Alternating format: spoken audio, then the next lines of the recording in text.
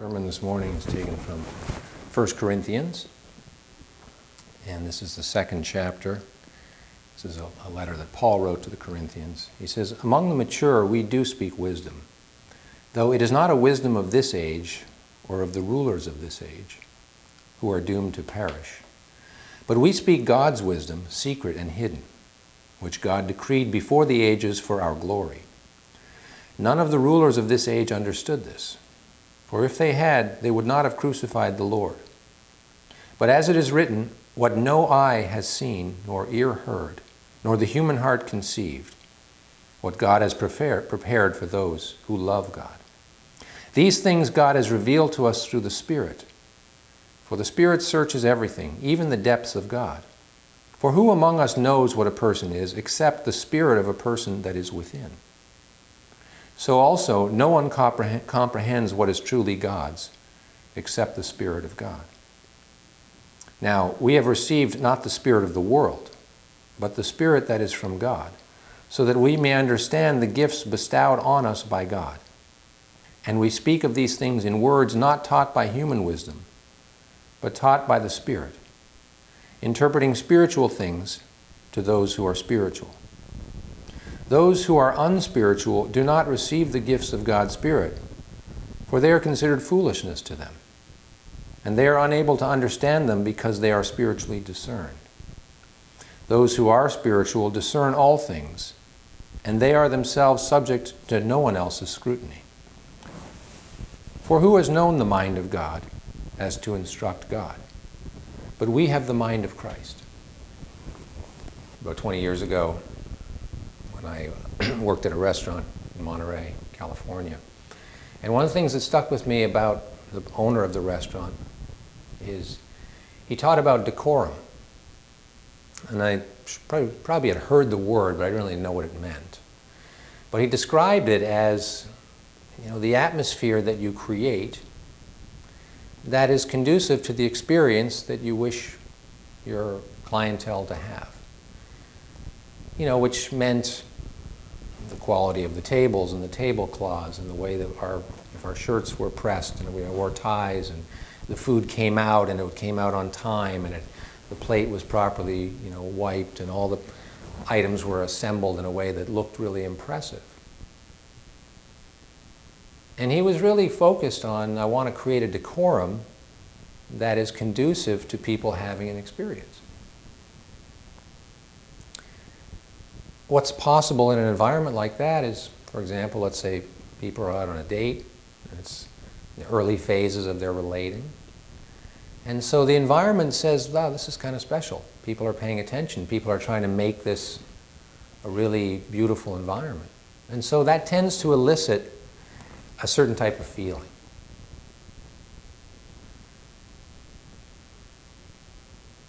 Paul here is speaking about the mind of Christ. And one thing that I can tell you is that the mind of Christ lies dormant within, and we on the path would like to transition from the mind that we typically reside in into the mind of Christ. But if we don't have an atmosphere that is conducive to that experience, it will be very difficult. So I probably would not want to take the woman that I want to ask to marry me to Subway to have the experience of proposing, because, not that there's anything wrong with Subway, but if I want it to be special and not over the top crazy, I'm not going to pay a plane to drive by and say, will you marry me, or pay the New York Mets to put it on their marquee. That's not my style.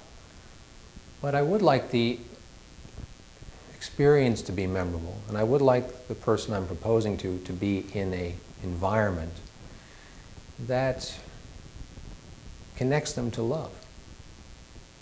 So a restaurant can do that. Nice music, a little bit of wine, good timing to the food.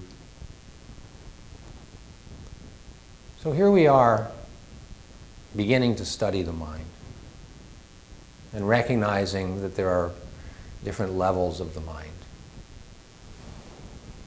It's interesting that psychology and science has a model for it, and spirituality uses different terminology. I think the psychological model is subconscious, conscious, superconscious. We might say that the subconscious mind is the mind of the ego, because in that subconscious mind, I and all my nervousness and all my fears are very, very prominent. It's very subjective. I see everything as reflecting upon me. And if I am unaware of the subjective mind, if I'm unaware of the subconscious mind, then it tends to be a much more dominant force in my life. So one of the phases on the path is that our conscious mind seeks to bring light to the subconscious mind so that we can be aware of all these conflicting forces that before we just thought were how life was. For example, the subconscious may have registered an idea that, well, everybody's against me, and no matter what I do, they're never going to help me out. And people are mean, and they're going to mistreat me. Why? Because that happened to you. Or there's never going to be enough money. And even if there does appear to be enough money, it's going to run out at some point. And that may be the experience that you have lived most of your life. That was not necessarily your fault. It was as a result of the people that were around you. Or, people are jerks, they're going to take advantage of me. My best defense is to just, keep up a wall and be angry at them and have toughness in my anger.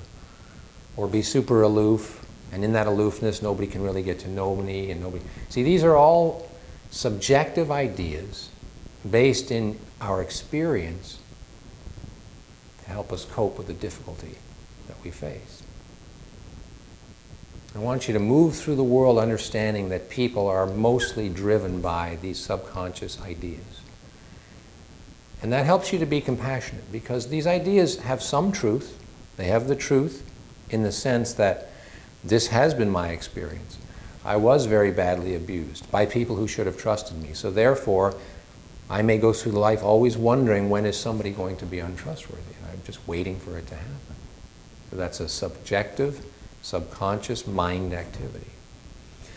But because I have stepped upon the path and I have called for consciousness, I begin to see from this state of consciousness. And we could say the conscious mind represents the mind of the soul. And the soul has the ability to go, oh, I've been very prominent in my interpretation of life. I have become so important within myself that I think every person has an agenda towards me. Even God has an agenda towards me to make me suffer. See, it's not realistic. First of all, God does not have an agenda to make people suffer. But the conscious mind begins to go, okay, I've got to become detached from this idea, because it's creating all sorts of tension and nervousness and anger and depression in me, because I believe that life is so centered around me. So then we make the shift to the conscious mind, and why do we feel bad? We feel bad because our victim flag has to be lowered now. And when the victim flag comes down, we go, well, I don't know what flag to put up because I don't have a victory flag yet. I don't feel victorious. But it's, in a way, it's like it's a defeat, right? I've lived my life based on the idea that people are against me, God's against me, things aren't going to work out, and I've become very skilled at surviving. And we say, no, let's take that whole model down and transition into the mind that consciously sees reality, which is, yes, I'm an important part of my universe, but I am not the only factor. So that is difficult. We begin to look to the next level. This is where people get excited, because Paul is speaking about these mysterious things that are revealed by the Spirit. And these things that are revealed by the Spirit, these wisdoms and these truths and these secrets, they are very exciting, because it makes so much sense, because truth is crackling with excitement and love. It really is. The implementation of truth, that's another story. That's difficult. I mean, you see people have these moments of enlightenment in our classes and our services where all of a sudden something makes sense. And it's so liberating. I used to think this way, but now I actually see the truth and I am set free.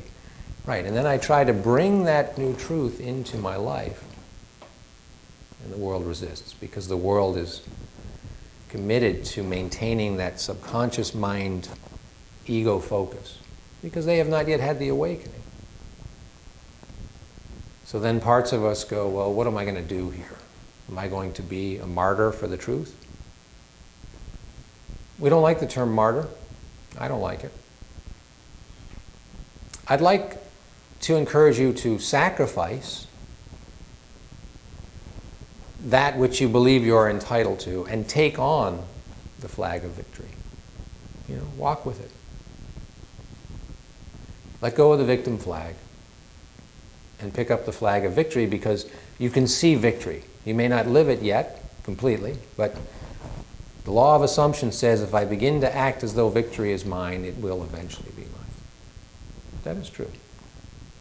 That's the law of assumption. I assume something and eventually it becomes my reality. Now let's go back to decorum.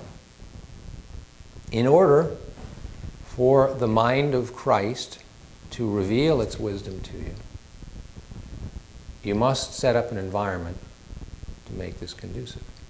There are several environments, right? There's the environment where you live. Now, the environment where you live, you have a certain amount of control over. But if you're renting, you have less control. If you have roommates, you have less control. If you live in a boat, you have some control. Not a lot. Not a lot. But, okay, there's other advantages, right? Any space that you choose to live, you take responsibility and say, I have chosen this place, and I will try to make the environment here conducive to the revelations of the Christ mind. I would say that that's what drove me to create this room. I want this room to be as quiet as possible, where we can control the lighting and control the heat and have comfortable chairs. And okay, now we arrive in this room, and generally it's pretty quiet. So that's one level of decorum. We've at least set up a physical space where our physical senses can relax. What is the internal environment? This is a lot harder to reach the place where the Christ mind can begin to reveal, because who knows how to organize the internal environment? Everybody's internal environment is in a state of disarray for different reasons. At times, that state of disarray just seems to dissolve, and we are right there. We're in the environment that's just clean. And then we go, okay, I'm ready, God. Hit me with the secrets now. To a certain degree, that's not a bad prayer, right? It's just, what do I do next? Can I sit there and wait so that the channels might open and relax? This brings us to the next level. To what degree are the concepts that I hold about reality still governed by my subconscious? So that the concepts that the Christ mind wants to reveal come, boom, right smack in the face of those that I believe, that I have lived by for 30 years. So you can understand why that Christ mind sometimes has a hard time penetrating through that thick wall of self-righteousness. It's not that we're bad people.